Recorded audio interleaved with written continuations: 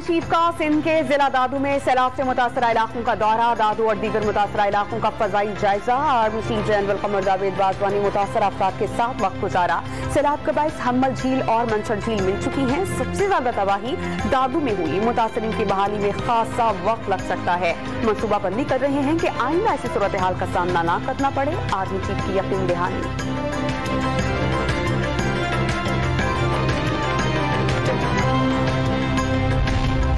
सिंध में सैलाब से लाखों अफराद बेघर हुए, फसलें तबाह हुई, जानवर मारे गए।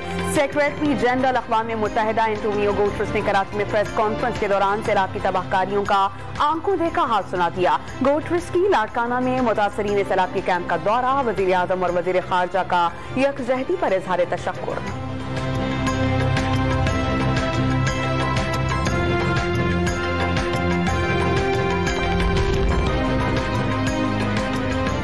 मंसर झील के सैलाबी रैली ने एक ही रोज 2 हिफाजती बंदों को उड़ाकर रख दिया। दादू और भान सईदाबाद के रिंग बंद रेत की दीवार साबित हुए।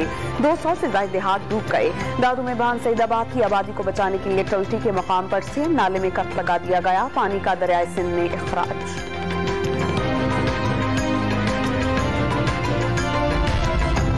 इस्लामाबाद हाई कोर्ट ने हमेशा अच्छे फैसले किए। तौहीन अदालत के मुकदमे में अदालत जो भी फैसला करे कबूल करूंगा।